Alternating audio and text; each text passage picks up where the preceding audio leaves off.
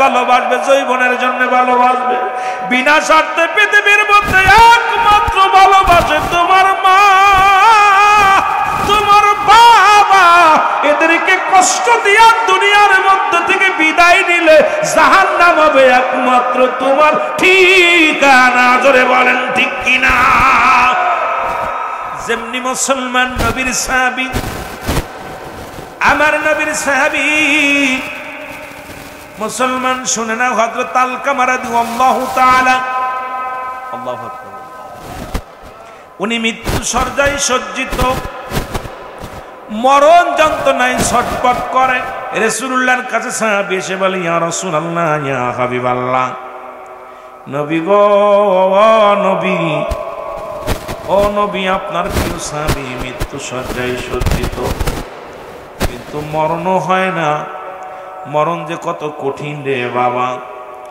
আল্লামা মুফতি আমজাদ আলী সাহেব একটা কিতাব লেখলেন, কিতাবের নাম বাহারে শরিয়া। এই কিতাবের মাধ্যমে লেখলেন, দুনিয়ার মানুষ শোনো, মানুষ যখন মৃত্যুবরণ করে 70টা তাজা উটের গায়ের চামড়া জবাই না করিয়া উল্টো দিকে টান দিয়া লবণ আর মরিচ লাগায় দিলে যতটুক যন্ত্রণা হয়, এর চাইতে 70 গুণ যন্ত্রণা হলো একটা সাধারণ মৃত্যু। এখন আমরা যারা মরণকালে পায়খানা করে দিই, মরণকালে অনেকে প্রস্রাব করে দিই রে, কত মানুষের দাফন করাইলাম রে, কত মানুষের কাফন পরাইলাম।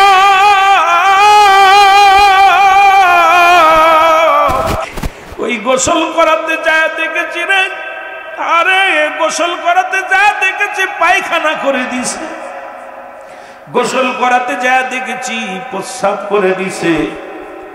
অনেক মানুষ মরণের সময় জিহ্বাটা বড় হয়ে গেছে, চোখ দুটি বড় বড় হয়ে গেছে, একটা অঙ্গ বেঁকা হয়ে গেছে। কত কষ্টে মরণ যন্ত্রণা। এই পৃথিবীর মধ্যে 3টা বিপদ। নাম্বার 1 হলো মানুষের মরণ, 2 নাম্বার বিপদ হলো কবর, 3 নাম্বার বিপদ হলো কিয়ামতের ময়দান। এই দুনিয়ার মধ্যে থাকা সম্ভব নয়।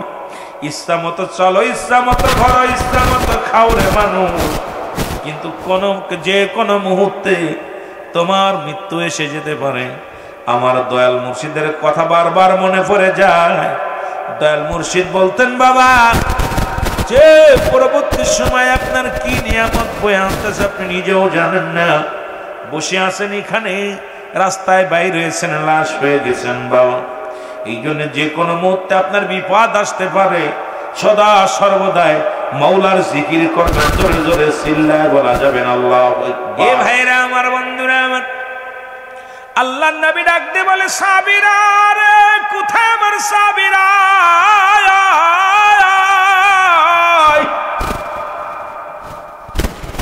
আমার আলকামার চারিপাশে দাঁড়াইয়া দুয়া দরুদ পড়। নবীজি বলছেন, যখন মৃত্যু শয্যায় কোনো মানুষ চলে যায়, যদি কোনো মানুষ মৃত্যু শয্যায় সজ্জিত হয়, খবরদার তার পাশে কোনো দুনিয়া বিকল্প করো না, দুনিয়ার কোনো কল্পনা, দুনিয়ার কোনো গল্প করো না।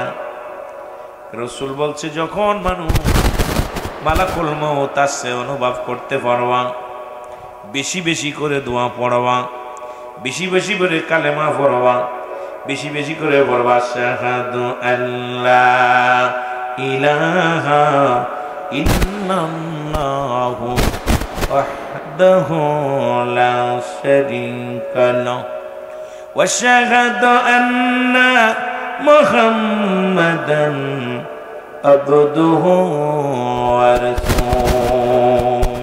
আল্লাহু আকবার বলো। লা ইলাহা ইল্লাল্লাহু। নবীজি বলছে, আমার সাহাবীরা, ইনি আর কেউ নাই, ইনি আমার দুধ হালিমাতুস সাদিয়া। আরে আমি এই মার দুধ পান করেছিলাম। আরে শুধু দুধ পান করার জন্য যদি আমার নবী তার এত সম্মান করতে পারে, আর যে মা তোর 10 মাস 10 দিন গর্ভে রাখলো, সেই মার ভাত হয় না, সেই মার কাপড় হয় না, সেই মার জায়গা হয় না, সেই মার কান্দে, এর চাইতে তোর মতো নাফরমান সন্তান থাকতে করতে পারে না, যারা বলেন ঠিক কিনা। বলতেছে আবু হুরায়রা তোমার মা তোমাকে মারছো, আমার কাছে বিচার দিচ্ছ?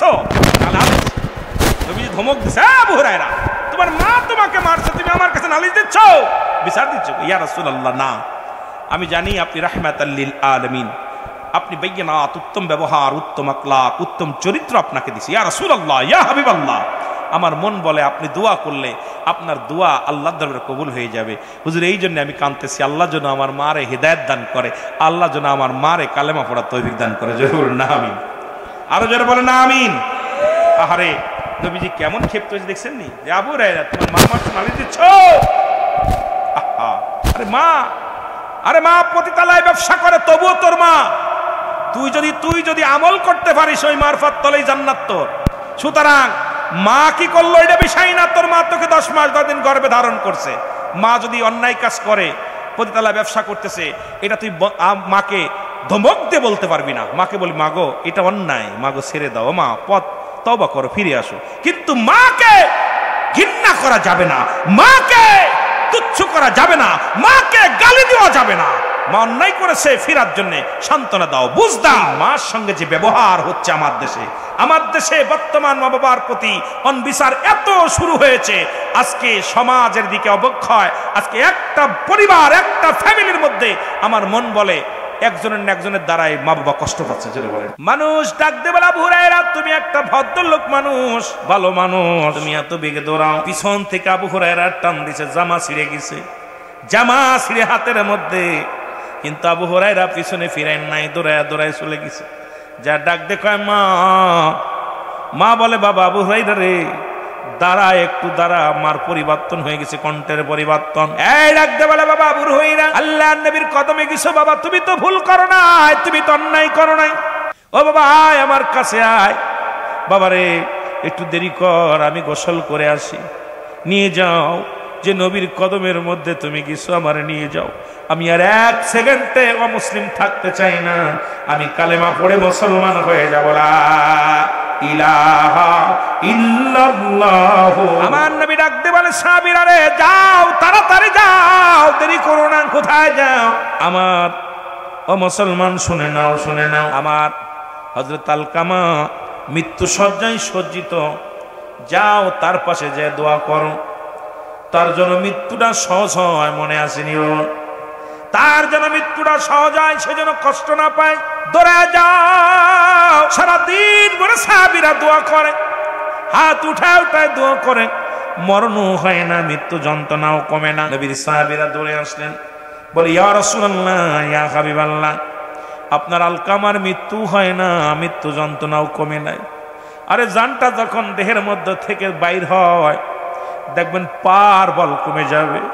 ফেরেশতা এসে বলবে পা যিনি চালাইছিল উনি বলবে, ফেরেশতা বলে মানো আর এই পা দিয়ে চলতে পারবি না, আজ থেকে সারা বিশ্ব সারা জাহান করে আইলাম, চলার শক্তি বন্ধ, পার চলে না। হাত বলে মানুষটি এই হাত দিয়ে চলাফেরা করতাম, আজ থেকে হাত আর নাড়াইতে পারবো। চোখ বলে আর জীবনে দেখতে পারবে না। এ মুসলমান মুখ বলে আর কথা বলতে পারবা না, কান বলে আর শুনতে পারবা না। পিপাসায় কাতর হয়ে গেলে জিবরিল মুসলমান ফেরেশতারা বলে তো মানো, ও মুসলমান মতিয়ার মাস্টার সাহেব, সারা বিশ্ব ঘুরে আইলাম, কোথাও তোমার জন্য পানি একটু পাইলাম না।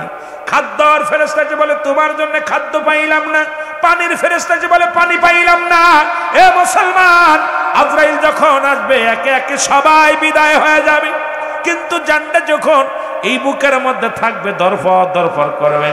কিন্তু আলকামার এইরকম অবস্থা হয়, সমস্ত অঙ্গ প্রত্যঙ্গ সব মুসলমান সব কিছু অবশ্য হয়ে গেছে, মৃত্যু যন্ত্রণায় বড় বড় হাই সারে।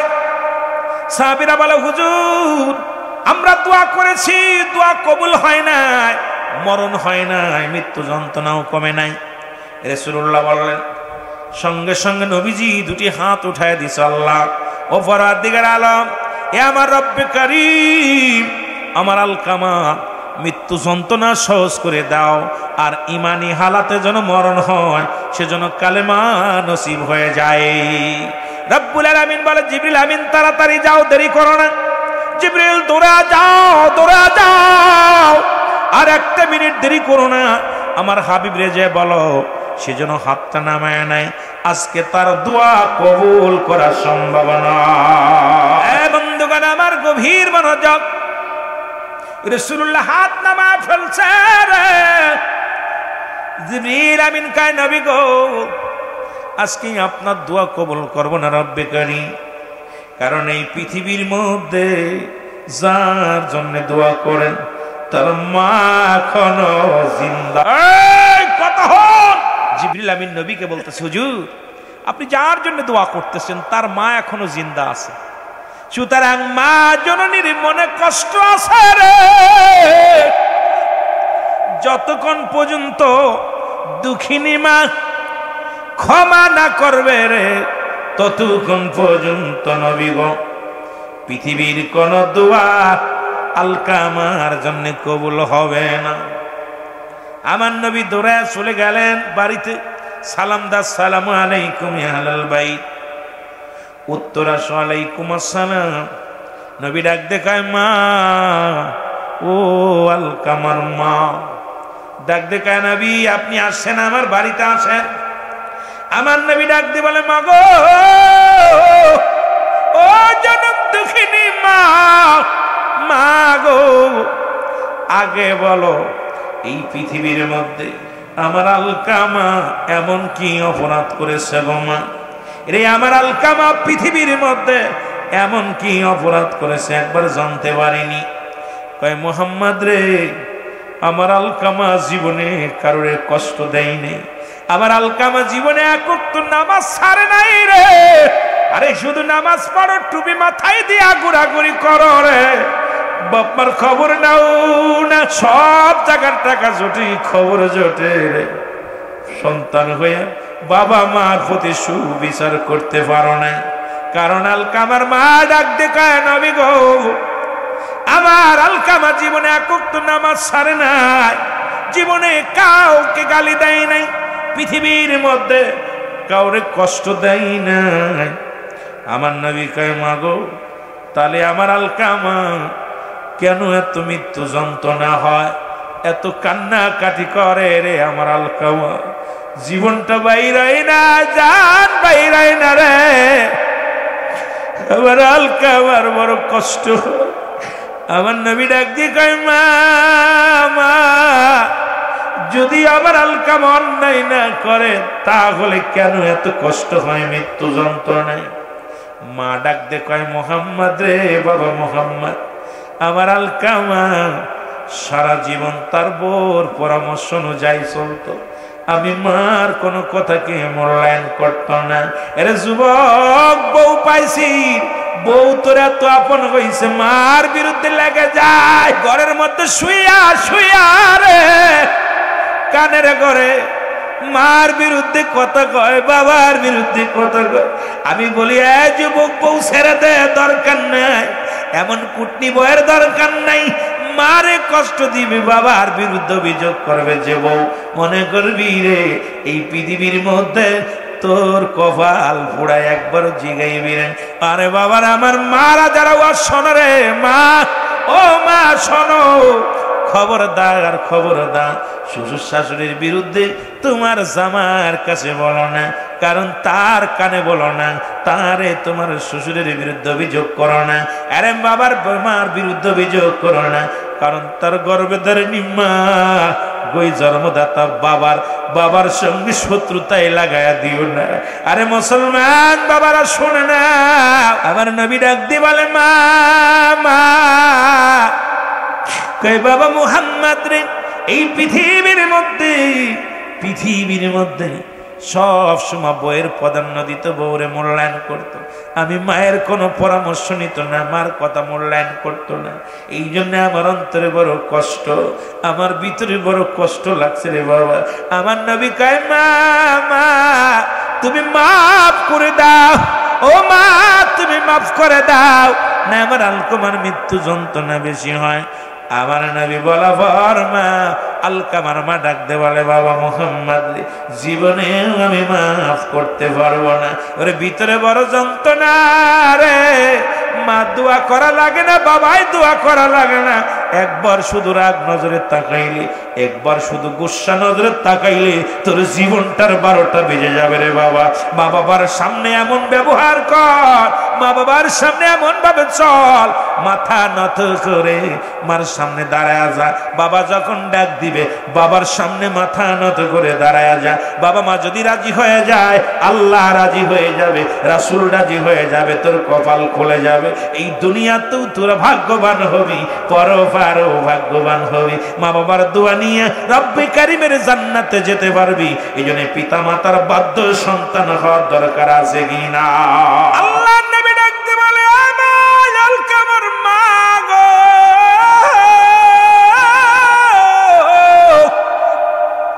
জনম দুঃখিনী মা, দাও তুমি মাফ করে দাও রে মা, নাই তো আমার আলকামা জাহান্নামে চলে যাবে।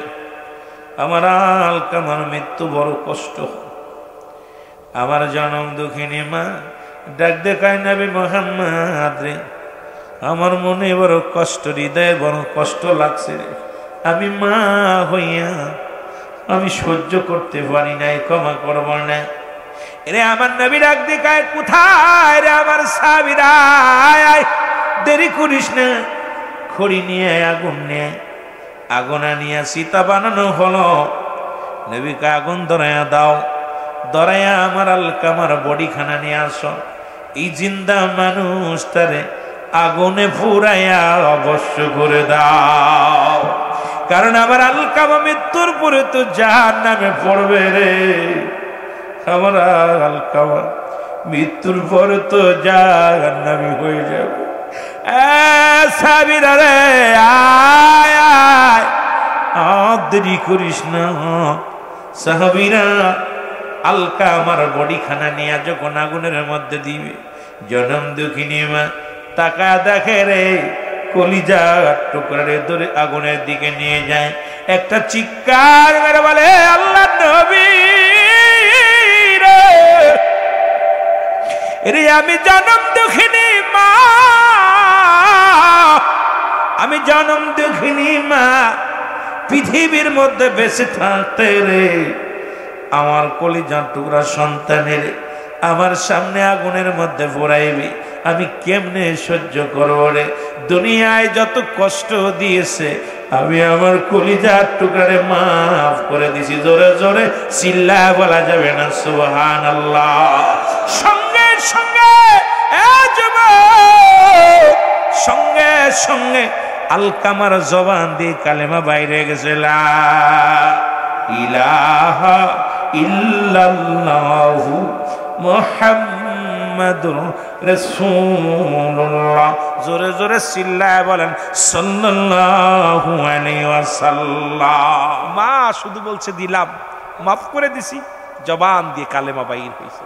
আজকে দেখি যুবক কত সন্তান মাকে হত্যা করে গো, কত সন্তান মা বাবাকে পিটায় ঘর থেকে বাইর করে দেয়। ও মুসলমান, গাইবান্ধার জমিনে দেখলাম সন্তান মাদকের টাকা দিতে পারে নাই বিনা মারে 3 টুকরা করে কেটে মুসলমান ফ্রিজের ভিতরে আটকায় রাখছে। মুসলমান শোনো, প্রতিনিয়ত দেখি রে বাবার গায়ে হাত তোলে, মায়ের গায়ে হাত তোলে, মাকে কষ্ট দেয়, বাবারে কষ্ট দেয়। আসেন না সমাজের ভাইয়েরা, ওলামা একরামকে বলবো, সমাজে যারা মাতবার আছেন, সমাজে যারা নেতৃত্ব দিন, আসেন ঐক্যবদ্ধ হয়। এই সমাজের মধ্যে কোন সন্তান যখন মায়ের বিরোধিতা করবে, মাকে কষ্ট দিবে, আমরা ঐক্যবদ্ধ হয়ে এই সন্তানের বিচারের আওতায় আনি। দেখবেন আজকে আমার সমাজে মার ইজ্জত বেড়ে যাবে, বাবার ইজ্জত বেড়ে যাবে। আজকে সব চোখের সামনে গুলো হয় রে, আমরা দেখেও না দেখার ভান করি। সুশীল সমাজ যারা আছে এরাও পদক্ষেপ নেয় না, সাধারণ মানুষও পদক্ষেপ নেয় না, যার কারণে আজকে হাজার হাজার মা হাজার হাজার বাবার চোখের পানি জমিনের মধ্যে পড়ে। আসেন আমরা সবাই মিলে ঐক্যবদ্ধ হইয়া এর প্রতিঘাত করি, প্রতিরোধ করি। দেখবেন সমাজ বাঁচবে, মা বাবার ইজ্জত বেড়ে যাবে। বাবা মার খাইতে না দিলে সন্তানকে দণ্ডনীয় অপরাধ দিতে হবে। মা বাবার প্রতি খেয়াল না রাখলে সন্তানের কঠিন বিচারের আওতায় আনতে হবে। দেখবেন আমার সমাজের মধ্যে শান্তি আর শান্তি ফিরে আসবে। জোরে বলেন ঠিক কিনা? কেবলা জান হুজুর বলেন, আমি দুনিয়ার মধ্যে যেদিন আমার দাদারে হারাইলাম আমি এতিম হই নাই, যেদিন আমার মারে হারাইলাম এতিম হই নাই, বাবারে হারাইছি এতিম হই নাই। এতিম হইছি আমি যেদিন আমার মুর্শিদরে হারাইছি। কারণ আমার দুঃখে সুখের কথা যে বুঝতো, যার কদমে যে আমি নালিশ দিতাম, সেই মুর্শিদকে হারায়া আমি বড় এতিম হয়ে গেছি। আমি ছোট্টবেলা বাবা গভীর মনোযোগ দিয়া শুনবেন আলোচনা। ছোট্টবেলা আমি আমার পীরের দরবার, আমার যখন বয়স 10 বছর, তখন আমার পীর, আমার হুজুরের নাম হলো, আগে ভালো করে জেনে নি, আমার কাজা বাবার নাম হলো হাসমতুল্লাহ ফরিদপুরি, খাজা মাওলানা হাসমতুল্লাহ ফরিদপুরি। বাবার নাম হলো খাজা মাওলানা আলিমউদ্দিন খান সাহেব। আমার খাজা বাবার পীরের নাম হলো খাজা ইনুস আলী। জোরে জোরে চিল্লায়া বলা যাবে না মারহাবা। ওরে শেরপুরের নায়া। আমার দাদি মারা গেলেন মুসলমান, আমার মা মারা গেলেন, আমার আম্মা জান মারা গেলেন। আমাদের বাড়িতে আসলেন খাজা ইনুস আলী। এসে আমার বাবা আলিমউদ্দিন খানকে ডাক দিলেন। আমাদের কয় ভাইকে নিয়ে বসলেন। বাবারা আমার বসা পর হুজুরের মুখের দিকে আমি তাকাইলাম। আমি দূর থেকে এসে যখন শুনলাম হুজুর আসছে বাড়িতে, আর এনায়েতপুরের হুজুর আসছে, খাজা ইনুস আলী বাড়ির মধ্যে আসছে, এটা দেখে আমি যখন এক নজরে তাকাইলাম, আমি পাগল হয়ে গেছি। আমি তাকানো পর নিজের ধৈর্য ধরতে পারি না। এত রূপ, এত চেহারার মধ্যে এত গুণ। আমি তাকায়া যখন ওনার মুখের দিকে তাকাইলাম, কেন যেন একটা খোদাই শক্তি আমার ভিতরে বিরাজ করলো। আমিও ওনার জন্য পাগল হয়ে গেলাম, উনিও আমার জন্য পাগল হলো। আমার আব্বাজানকে বললেন, বাবা উনি কে? বলে আমার কলিজার টুকরা সন্তান। বলে ডাকেন ওনাকে। ওনার নাম কি? বলে ওনার নাম হলো মুসলমান হাসমতুল্লাহ। ডাক দে, বল বাবা হাসমতে দিকায়। আমার দাদু, আপনার দাদু পীর, আমার পীর কেবলা যান আমাকে ডাক দিয়ে আনলেন। আমার মাথায় হাত বলে দিয়ে বলে, বাবা আমার সাথে কি যাবা? আমি তোমার নিয়ে যাব। হুজুর বলেন, আমি এক কথায় শিকার হয়ে গেলাম। আমি বললাম, জি হুজুর আমি আপনার সাথে যাবো। জোরে জোরে বলেন সুবহানাল্লাহ। হুজুর বললেন, আমি রাজি হয়ে গেলাম। আমার আব্বা জানু বললেন, যান বাবা নিয়ে যান। আমিও গেলাম। যখন 10 বছর আমার হুজুরের কদমে আসলাম, মনে করলাম মা মারা গেছে, এখন বাবা আবার বিয়ে করবে, সৎ মা আসবে, আমি হয়তো ভালো মন্দ খেতে পারবো না। হুজুরের বাড়ি তো হুজুর মানুষ, ভালো মন্দ আসবে, ভালো মন্দ খাওয়াবে। হুজুরের কদমে থাকলে ভালো মন্দ খাওয়া পাবো। যাই হুজুরের কাছে, কসম আল্লাহ একটা দিন আমারে পেট ভরে খাতি দেন নাই। 40টা বছর আমি সাধনা করলাম। আমার পীর, তোমাদের দাদু পীর আমার দিয়া গরু পালতো, আমার দিয়া ছাগল পালতো, আমার দিয়া বকরি পালতো, আমাকে দিয়া মাটি কাটাইতো, আমাকে দিয়া মাটি টানাইতো। একসাথে সবাই মিলেমিশে যখন কাজ করতাম, সন্ধ্যার আগে যখন ফিরে আসতাম, খোদার কসম করে বলি সবাইকে বেশি করে খানা দিত, আমাকে সামান্য খানা দিত। আমার মনে বড় কষ্ট করতাম বেশি, খাইতাম কম। আমার হুজুর আমার খানা দেওয়ার সময় সব সময় কম দিত। আমি চিন্তা করলাম, হুজুর আমারে ডেকে আনছে, আমি মরে যাব, অবস্থায় থাকলে মারা যাব। আমার দেহটা শুকায় গেল, আমি ঠিক মতো খাইতেও পারি না, ভালো মন্দ রাখলে আমার কপালে হয় না। সবাইকে ভাগ করে দেয়, আমার একটু সামান্য দেয়। আমি চিন্তা করি এখানে আর থাকা যাবে না, এখানে থাকলে আমি বাঁচবো না, আর রাত ধরে ঘুমাতে পারি না ওই খড় নাড়ার মধ্যে। কারণ আমি যখন বকরি পালতাম ওই বকরির ঘরের মধ্যে বেশি ঘুমাইতাম। আরামে কেমনে ঘুমাতে এটা আমার ছিল না। এখানে ইট মাথার তলে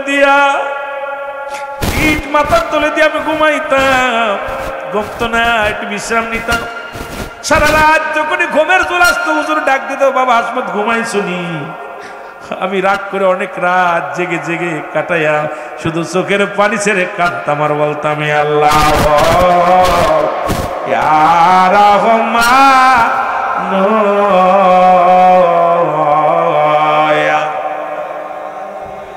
জোরে বলেন আল্লাহ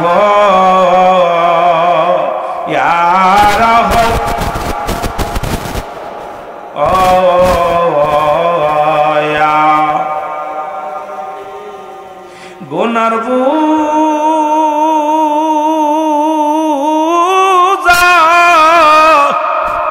মাথাইল ডাকতেছি,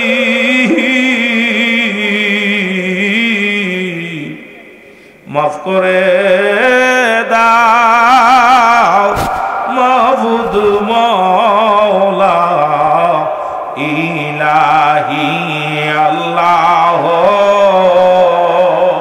আমি যেদিকে তাকাই আমার চারিদিক যেন অন্ধকার মনে হয়, কেন যেন একাকার মনে হয়, কেন আমারে পাঠাইল?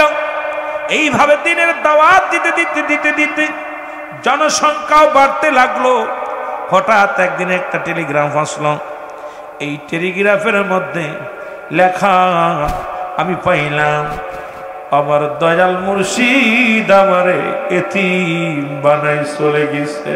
জোরে জোরে চিল্লা বলা যাবে আল্লাহ আমাকে বুঝাইয়া দিবে রে, আমাকে শিখাইয়া।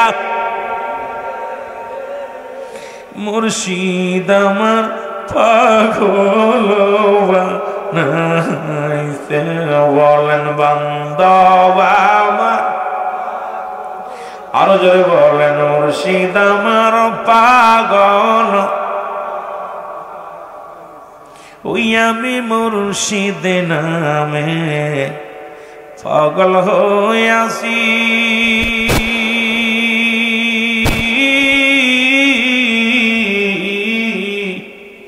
নিন্দুকের কত জ্বালা গায়ে শুনেছি। ওরে যে যা বলে বলুক রে মুর্শিদ আমায়, আমি তোমার পাগল হইয়াছি হইরাছি। মুর্শিদ আমার পাগল নাইছে, বলেন বান্দবা। ওই তুর্কিস্তানের যুদ্ধ শুরু হয়ে গেছে, মুসলমানদের লাশ জমিনের মধ্যে ফেলা হয়, মুসলমানদের হত্যা করা হয়, মুসলমানদের নারীদেরকে বেইজ্জতি করা হয়, ঘর থেকে বার করে দেওয়া হয়। শোনা পর ইমাম সাহেব ঘোষণা করলেন, তোমাদের মধ্যে এমন কেউ কি আসো তুর্কিস্তানের যুদ্ধ রাসূলের উম্মতের জন্য তোমরা কেউ কি যাইতে পারবা? ওর মধ্যে ছিলেন একজন আশিক রাসূল, হাজার হাজার মানুষের মধ্যে একজন আশিক রাসূল। সেই মানুষটার নাম হলো মুসলমান। শুনে নাও, হযরতে ফারুক। জোরে জোরে চিল্লায়া বলা যাবে না মারহাবা। উনি সবে মাত্র বিয়ে করেছে, গর্ভে সন্তান, 2 মাসের গর্ভে সন্তান, বিবি 2 মাসের গর্ভে সন্তান। হযরতে ফারুক বাড়ি আসলেন, ডাকতে বলে বিবি কোথায় রে আমার বিবি? বিবি বলে স্বামী রে কি বলো? বলো বিবি তুর্কিস্তানে মুসলমানদেরকে হত্যা করা হয়, আমার নবীর উম্মতিরা চোখের পানি জমিনের মধ্যে ফেলে, কোরআনের পরাঘাত করা হয়, হাদিসের পরাক্রমণ করা হয়, আর আমার নবীর উম্মতের গায়ের যদি একটা পশমের যদি ক্ষতি হয়, আমি মুসলমান বেঁচে থাকতে, আমি ইমানদার বেঁচে থাকতে আমার রব্বে কারিমের দরবারে আমি কি জবাব দিব? আমি আমার রাসূলুল্লাহর কাছে কি জবাব দিব? কারণ রাসূল ইন্তেকাল করেছে মাত্র 55 বছর, এর মধ্যে অবস্থা এরকম হয়েছে রে বিবি। কথা দাও বিবি, কথা দাও, আমি যাব যুদ্ধের ময়দানে, ওই তুর্কিস্তানে মুসলমানদের সব বিরুদ্ধে যারা যুদ্ধ করে তাদের সঙ্গে যুদ্ধ করার জন্য আমি রওনা হয়ে গেলাম। জোরে জোরে চিল্লায় বলেন মারহাবা। বিবি ডাক দেখায় স্বামীর সবে মাত্র বিয়ে করলেন, নতুন গন্ধ এখনো যায় না, কারণ 2 মাসের অন্তঃসত্ত্বা গর্ভে 2 মাসের সন্তানে আমার রূপ যৌবন তোমাকে আকৃষ্ট করে রাখে। ও স্বামী, তুমি যুদ্ধের ময়দানে যাবা, যদি কিছু হয়ে যায়, যদি তুমি মারা যাও, আমার চিন্তা আমি করি না, আমার গর্ভের সন্তানের চিন্তা করি। আর কারণ বাবাবিহীন সন্তানকে মানুষ করা বড় কষ্ট হয়ে যাবে। বাবা যদি মারা যায়, বাবা যদি দুনিয়া থেকে বিদায় হয়ে যায়, আমি মা হইয়া এই গর্ভের সন্তান আমি কেমনে লালন পালন করব? ডাক দে ফারুক, ডাক দে কয় বিবি রে, এই নাও 40টা দিনার, এই 40টা মোহর আমি তোমার কাছে রেখে গেলাম। যদি আমার গর্ভের সন্তান যদি মেয়ে হয়, ও বিবি, যদি কন্যা সন্তান হয়, তাহলে তাকে তুমি লালন পালন করবা, পর্দার বিধান মেনে চলাইবা। উপযুক্ত একজন আল্লাহওয়ালা সন্তান দেখে এই পৃথিবীর মধ্যে বিবাহর উপযুক্ত হয়ে গেলে তারে বিবাহ দিবা। আর যদি ছেলে সন্তান হয়, এই জমিনের মধ্যে বড় একজন আল্লাহওয়ালা বানাইবা। জোরে বলেন মারহাবা। আমার ভাইরা, আমার বন্ধুরা, হয়তো আপনারা কষ্ট পাবেন, আপনি কোরআন শেখেন, হাদিস শেখেন, ইসলামের নিয়ম কানুন শেখেন, এরপরে আপনি কি হন? পুলিশ হন, এসপি হন, ডিসি হন, মন্ত্রী হন, মাস্টার হন, কোনো দুঃখ নাই। কারণ হারাম হালাল বুঝতে যখন পারবেন, ইসলামের স্তম্ভ যখন বুঝতে পারবেন, তখন এই সমাজের মধ্যে ঘুষ থাকবে না, এই সমাজের মধ্যে দুর্নীতি থাকবে না, এই সমাজের মধ্যে অন্যায় থাকবে না। কারণ এই দুনিয়ার মধ্যে ইসলাম বুঝার কারণে, সত্য ইসলাম বুঝার কারণে আপনার দ্বারা অন্যায় হবে না। আজকে যাও শিখেছেন, যদিও টুপি মাথায় দেন আর নামাজও পড়েন, ঘুষ থেকে বাইর হতে পারেন না, সুদ থেকে বাইর হতে পারেন না, ব্যভিচার থেকে বাইর হতে পারেন না। কারণ ইসলাম নামের লিবাসটা লাগানো হয়েছে, আসল ইসলাম ভিতরে প্রবেশ করে নাই। জোরে বলেন ঠিক কিনা?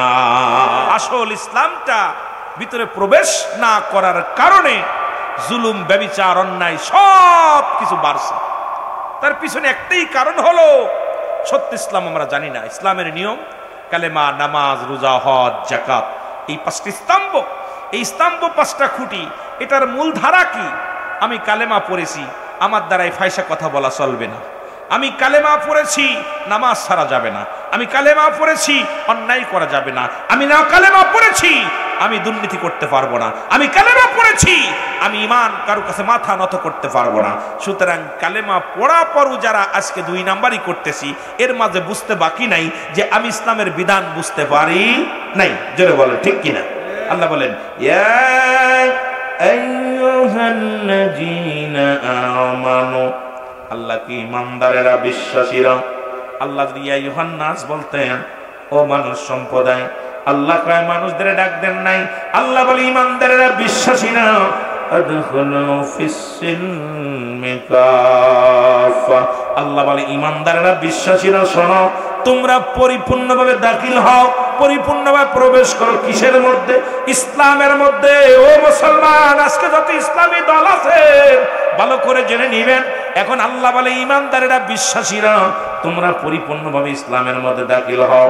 ইসলামের আবিধানিকত্ব হলো 80 থেকে 82টা। ইসলাম মানে নিজে না খেয়ে অন্যরে খাওয়ানো, ইসলাম মানে না ঘুমায় ঘুম পাড়ানো, ইসলাম মানে একত্ববাদ, ইসলাম মানে শান্তি, ইসলাম মানে নারী সতীত্ব ভাড়া দেওয়া, ইসলাম মানে নিজে দুঃখে থেকে অন্যরে সুখে রাখা, ইসলাম মানে দরিদ্রের পাশে দাঁড়ানো, ইসলাম মানে মানুষের পাশে কল্যাণের জন্য ঝাঁপিয়ে পড়া, ইসলাম মানে নিজে কুসারগি করা দুনিয়ার মধ্যে। আজকে ইসলামের একটা বিধান, খালি ইসলাম মানে শান্তি, ইসলাম মানে শান্তি, তাও তোরা শান্তি দিস না, তোদের যন্ত্রণাই। ইসলামের দোহাই দিয়ে আজকে রং বিরঙের কথাগুলো বলে বেড়াও, ইসলামের 12টা বাজাও, কোরআনকে ভুল ব্যাখ্যা দাও, কোরআনের ব্যাখ্যাগুলো ভুল বিশ্লেষণ দিয়া মানুষকে বিভ্রান্তি করো। এটার নাম ইসলাম হতে পারে না, এটা সম্পূর্ণ ধোঁকাবাজি। জোরে জোরে চিল্লায় বলেন ঠিক কিনা? এ মুসলমান, গভীর মনোযোগ, যে কথাগুলো বলি দিলের কান্ডা লাগায় শোনো। আমার বাবারা, আমার হযরত ফারুক বিবিকে ডাক দিয়ে কয়, বিবি, চোখের পানি ছেড়ে ডাক দিয়ে বলে, বিবি, আমি যাব তুর্কিস্তানের যুদ্ধে হয়তো আর কোনোদিন ফিরে আসবো না। যদি বেঁচে থাকি রে বিবি 4 মাস পরে ফিরে আসবো, 4 মাস পরে ফিরে আসবো। আর যদি মারা যায় আমার দাবিটা ছেড়ে দিবা। এই 40টা মোহর দিয়ে গেলাম, এই 40টা মোহর দিয়া তুমি জীবন যাপন করবা, পর্দার বিধান মেনে চলবা। এই 40টা মোহর তোমার হাতে দিয়ে বিদায় হয়ে গেলেন। যুদ্ধের সরঞ্জানি গুছাইয়া হযরতে ফারুক ঘোড়ার উপরে চেপে বসলেন। যতক্ষণ পর্যন্ত চোখের সামনে রইলেন, বিবি তাকায় তাকায় স্বামীর দিকে তাকায় তাকায় চোখের পানিগুলো ছেড়ে ছেড়ে কাঁদতে লাগলেন। স্বামী একবার হযরতে ফারুক পিছন দিকে তাকায় দেখে রে আদরের বিবি আসল দিয়া চোখের পানিগুলো মুছতেছে। আর তাকালেন না, কারণ আমি যদি আবার তাকাই বিবির প্রতি আমার মায়া হয়ে যাবে, রাসূলুল্লাহর প্রতি মায়া কমে যাবে, আল্লাহর প্রতি আমার মায়া কমে যাবে, দিন ইসলামের প্রতি আমার মায়া কমে যাবে। সাদের বিবির প্রতি মায়া যদি করি দিন ইসলামটাকে আমি রক্ষা করতে পারবো না। যদি সাদের বিবির দিকে তাকায় রাসূলুল্লাহ সত্য ইসলাম তার প্রতি আমি কি করতে পারবো না। রাসূলুল্লাহ সত্য ইসলামটাকে রক্ষা করার জন্য আমি ভূমিকা রাখতে পারবো না। সুতরাং আর তাকানো যাবে না।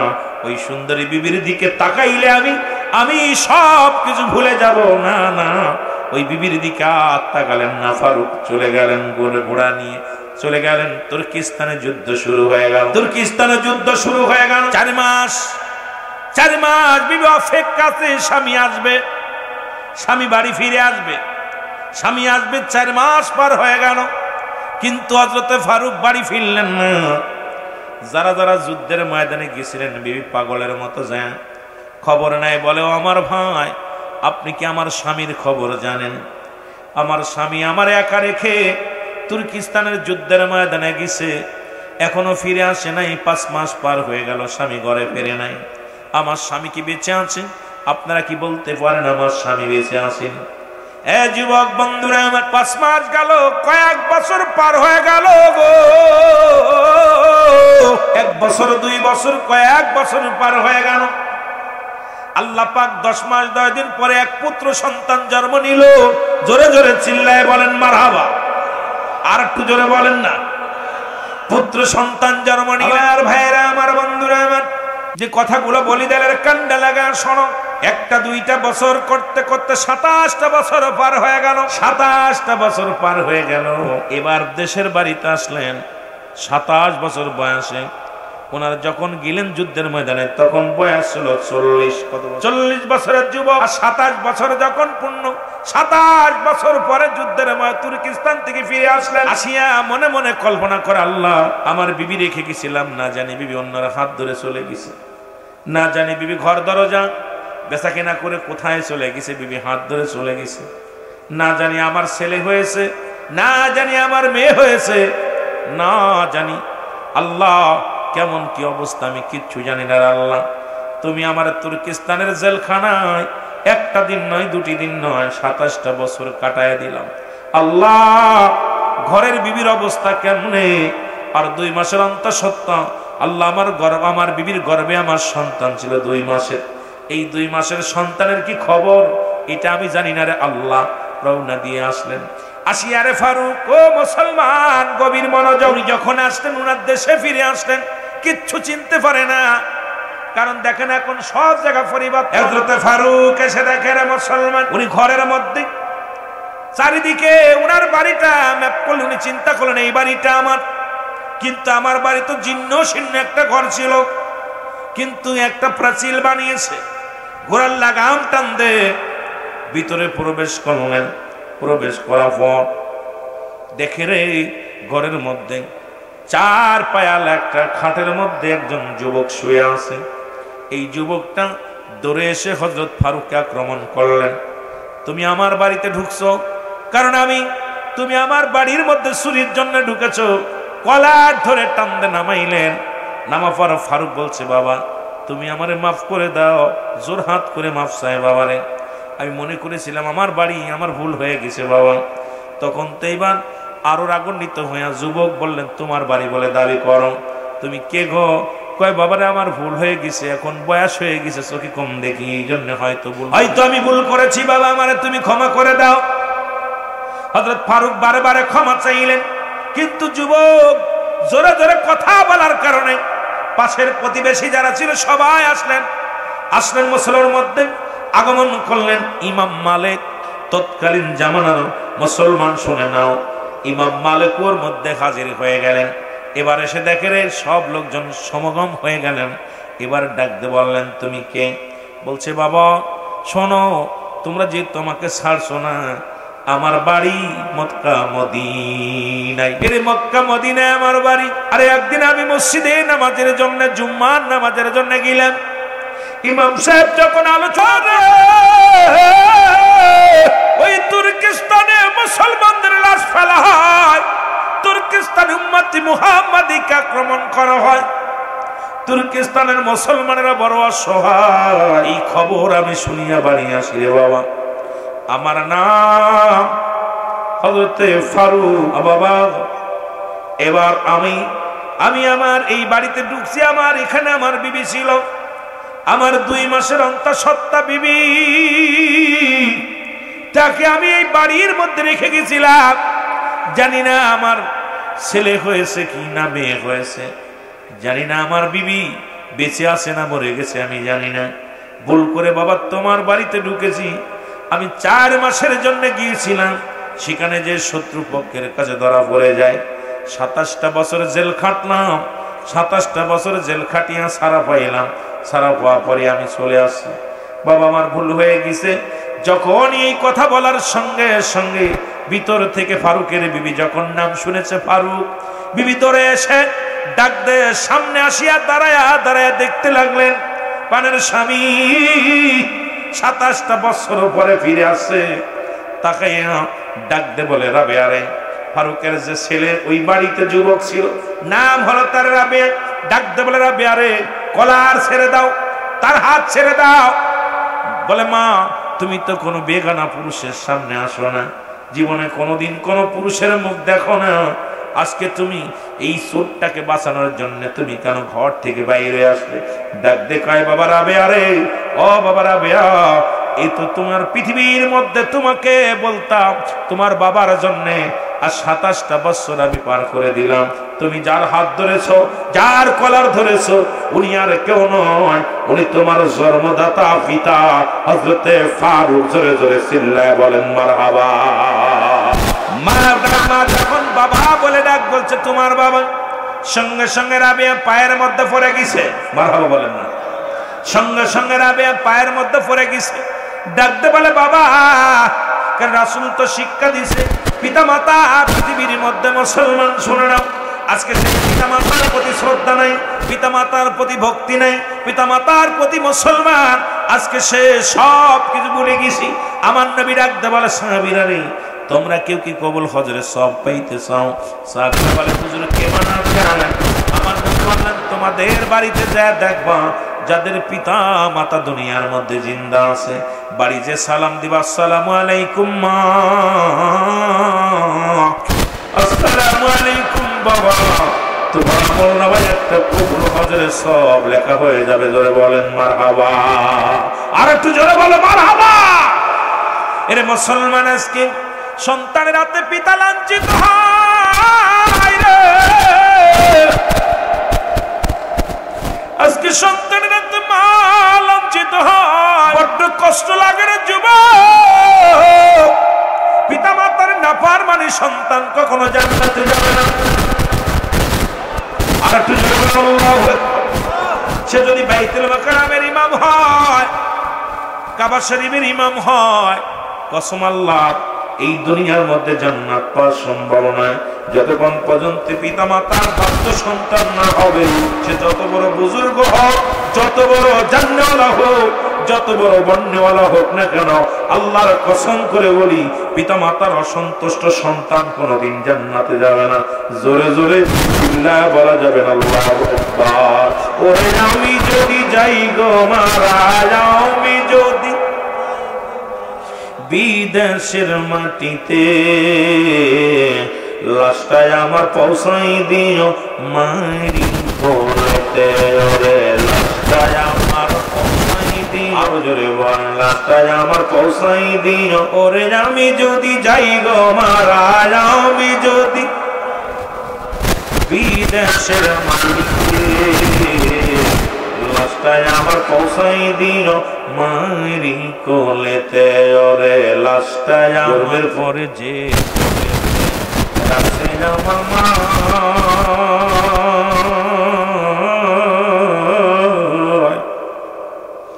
সেই কোলেতে মাথা রেখে নিদ্রা যেতে চাই আমি নিদ্রা যেতে চাই পরে যে কোলেতে রাখছে আমার মা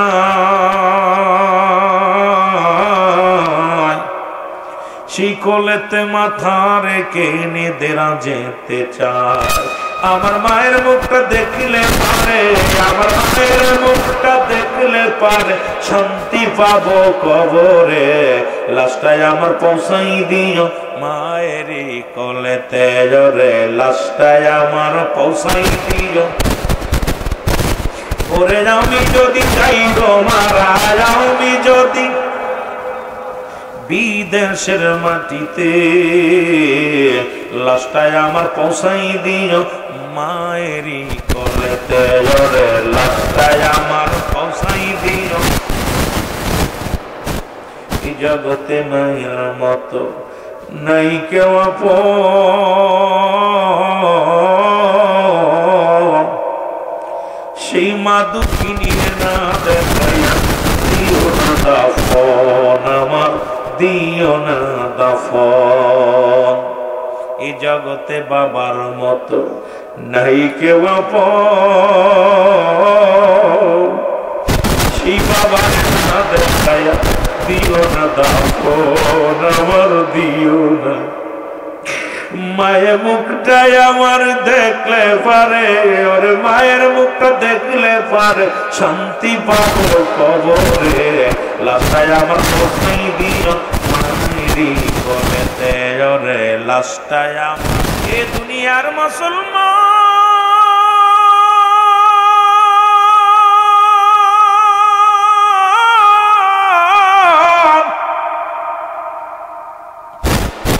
কথা বলতেছিলাম তিন শ্রেণীর মানুষের দোয়া তিন শ্রেণীর মানুষের ফরিয়াদ তিন শ্রেণীর মানুষের গুনাহ তিন শ্রেণীর মুসলমান তিন শ্রেণীর মানুষের হজ যাকাত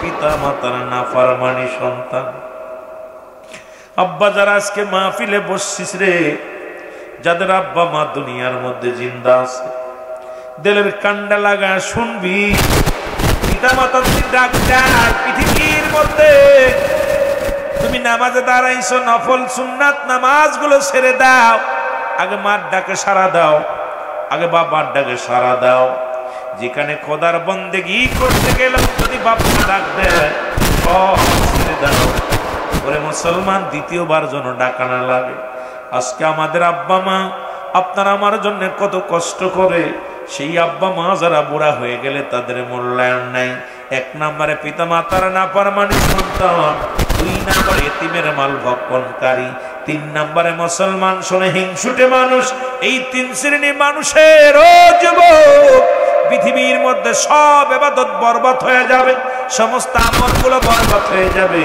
আমার যুবক বন্ধুরা আজকে থেকে যাদের আব্বা মা আমার রাসূল বললেন ও আমার বাবারা শোনো আমার নবী বললেন যুবকেরা শোনো আমার নবী কি বললেন নবী বলে উম্মতিরা রে যাদের ঘরে আব্বা মা জিন্দা আছে শুধু একবার যে সালাম আসসালামু আলাইকুম মা আসসালামু আলাইকুম বাবা তোর আমলনামায় একটা কবুল হজের সওয়াব লেখা হয়ে যাবে আজকে কার জন্য মা নাই রে কার জন্য বাবা নাই আরে পায়ের মতো চিরতরে বাবার হারে ফেলেছি রে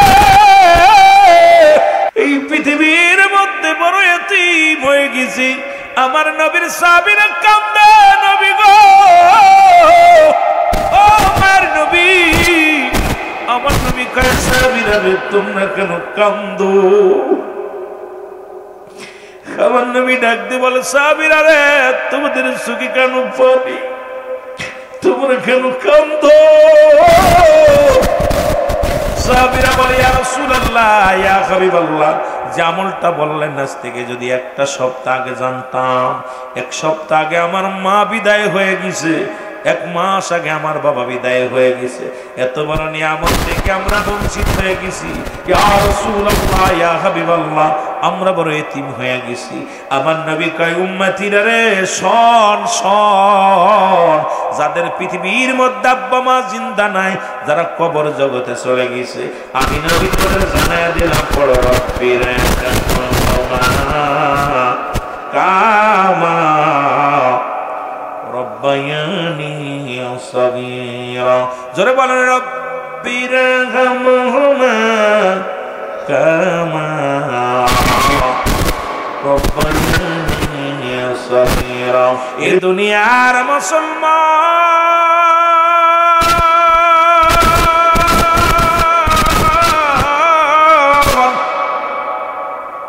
হযরতে ফারুক বাবার পায়ের মধ্যে পড়ে কান্দে রে, কই মা গো তুমি বলেছিলে বাবা বুঝি নাই রে, এই দুনিয়ার মধ্যে নাই।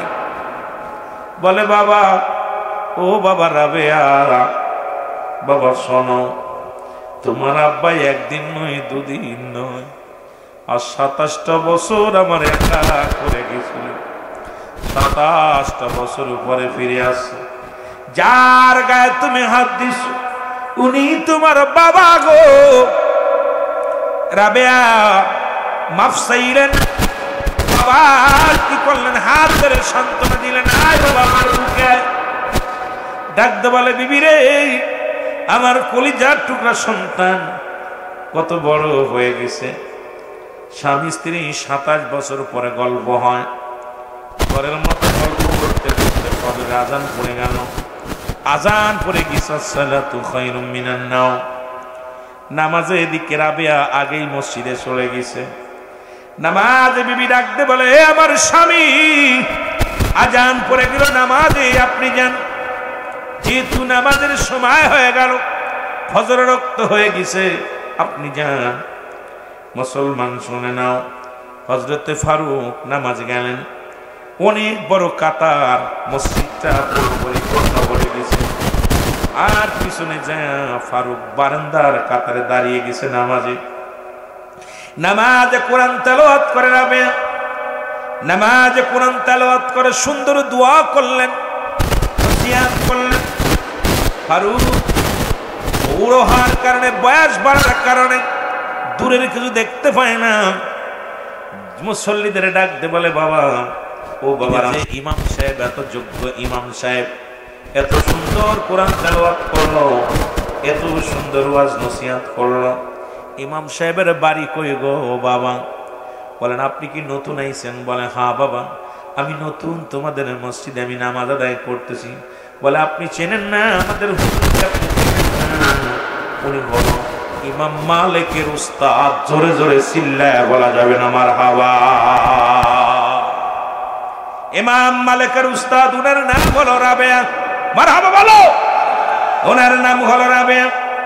ওনার বাড়ি এই মক্কা মদিনায়, এই বাংলা, এই মক্কা মদিনার জমিনে। উনার চাইতে বড় আলেম এই জমিনের মধ্যে নাই, উনার চাইতে বড় আলেম এই মহল্লার মধ্যে কেউ নাই। ওনার ছাত্র হলো ইমাম মালিক।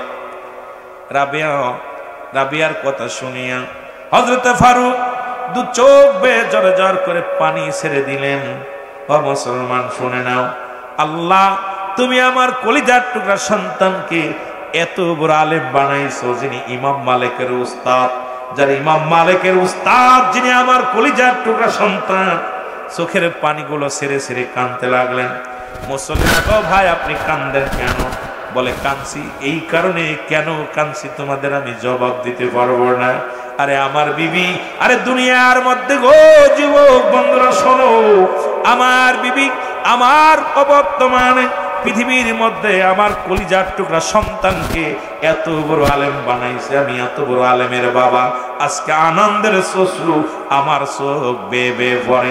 একদলই বাড়ি চলে গেলেন, ডাক দে বিবিরে, ডাক দে কয় বিবিরে, ও বিবি, বিবি ডাক দে কয় স্বামী, আপনি 40টা দিনার 40টা মোহর আমারে দিয়েছিলেন গো, এই 40টা মোহর আমি কোন পথে ব্যয় করেছি শোনেন। ডাক দে মুসলমান হযরতে ফারুক ডাক দে কয় বিবি রে, আমার আর জানা লাগবে না, শোনা লাগবে না রে বিবি। ও বিবি, তুমি আমার কলিজার টুকরা সন্তান, এই পৃথিবীর মধ্যে জগৎ বিখ্যাত আলেম বানাইছো।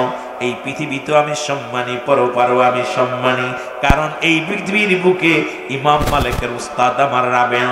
ডাক দে বিবি বলে, স্বামী রে, যখন আমি নসিহত করে গিয়েছিলেন, আমার স্বামী, আপনি যখন আমার 2 মাসের গর্ভে সন্তানটিকে যখন বিদায় নিয়েছিলেন, আপনি বলেছিলেন যদি কন্যা সন্তান হয় তাকে যেন ইসলামের বিধান নিয়ম শিখায়া, তাকে যেন একজন আল্লাহর সঙ্গে বিবাহ দিই, একজন নামাজির সঙ্গে বিবাহ দিই, আর যদি ছেলে হয় তাকে যেন জগৎ বিখ্যাত আলেম বানায়। ও আমার স্বামী, আপনার অবর্তমানে আমি আমার রাবেয়ারে আমি এই পৃথিবীর মধ্যে আলেম বানাইছি, পৃথিবীর মধ্যে জগৎ বিখ্যাত আলেম বানাইছি রে মুসলমান।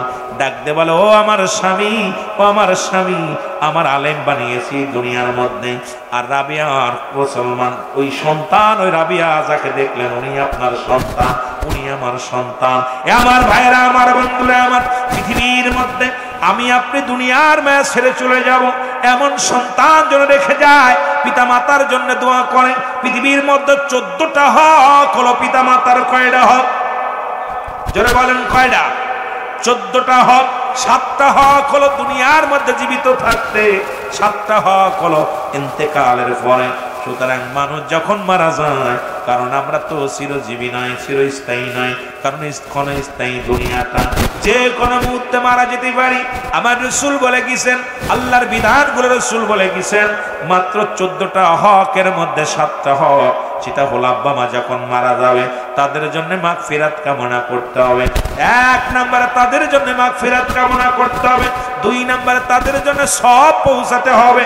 আমরা এমন সন্তান রেখে গেলাম, পাক কালাম ফাতিহা শরীফ জানে না, দুরূদ শরীফ জানে না, সূরা কিরাত জানে না, ও আমার জন্য কি দোয়া করবে? দুনিয়া থেকে যে সন্তান রেখে গেলেন, সন্তান জুয়া খেলে, সন্তান তাস খেলে, সন্তান দুনিয়ার মধ্যে নাই পথে পা বাড়ায়, সন্তান দুনিয়ার মধ্যে চগলখোর, ঘুষখোর, চগলখোর, জিনাখোর, এই সন্তান দুনিয়ার মধ্যে রেখে আপনি দুনিয়া থেকে বিদায় হয়ে গেলেন। এই সন্তানের কারণেই আপনি জাহান্নামী হয়ে যাবেন। আমার বাবারা আমার, 2 নাম্বার হলো তাদের জন্য সওয়াব রেসানি করা। আমাদের দেশে কয়টা সন্তান সওয়াব রেসানি করতে পারে? যদিও দাঁড়ায় বাবার কবরের পাশে। মুসলমান বাবারা আমার, ও যুবক, দেখতে চেনা যায় না মুসলমান না হিন্দু না খ্রিস্টান। সুতরাং এমন সন্তান পৃথিবীর মধ্যে রেখে যান, যে সন্তানগুলো আপনার পাশে দাঁড়ায়া দাঁড়ায়া, কবরের পাশে দাঁড়ায়া দাঁড়ায়া। 7 নাম্বার হলো পিতামাতার কবরটা জিয়ারত করা। কিন্তু আমার দেশে অসংখ্য যুবক আছে, তারা বছরও একদিন যায় না, 6 মাসও একদিন যায় না। অনেক সন্তান আছে রে বাবা, 2-4 বছর পার হয়ে গেছে, আব্বা মার কবরের পাশে যায় না। ওই কবরে, আব্বার কবরে দাও দাও করে আগুন জ্বলে, মার কবরে দাও দাও করে আগুন জ্বলে গো। কিন্তু আমাদের সন্তানগুলো যায় না। যদি আপনি আপনার সন্তানকে ইলম শিক্ষা দিতেন, যদি আপনার সন্তান ইসলামের নিয়ম বিধান জানতো, আপনার সন্তান প্রতি সপ্তাহে প্রতিদিন আপনার কবরের পাশে দাঁড়ায়, আপনার সন্তান কবরের পাশে দাঁড়ায় চোখের পানিগুলো ছেড়ে ছেড়ে কাঁদতো, রব্বির গামহুমা কামা রব্বায়ানি সগীরা। জোরে বলেন, রব্বির গামহুমা কামা রব্বায়ানি সগীরা। এই জন্য আমি আপনাদেরকে করজোরে দাবি করে যাব, বাবারা আমার, সন্তান আপনার ছেলে মেয়ে আপনার কাছে আমানত রাখছে আমার আল্লাহ, খেয়ানত করার অধিকার আপনাকে দেয় না। সুতরাং আপনার সন্তানকে দিন ইলম শিক্ষা দেন। দিন ইলম শিক্ষা দেওয়ার পর অন্য জিনানের কোরআন, অন্য জায়গায় যান, যেখানে যাবেন যান, কিন্তু আগে সর্বপ্রথম দায়িত্ব হলো, আপনার দায়িত্ব হলো, ও যুবক, আপনার প্রথম দায়িত্ব হলো আপনি সন্তানকে পৃথিবীর মধ্যে আপনি ইসলামের নিয়ম কানুন ইসলামের বিধানগুলো যখন শিক্ষা দিবেন, এই সন্তান কোনোদিন আপনার বিফলে যাবে না, এই ইলম কোনোদিন বিফলে যাবে না। এর দ্বারা দুনিয়া আখিরাত দুইটাই কামিয়াব হবে।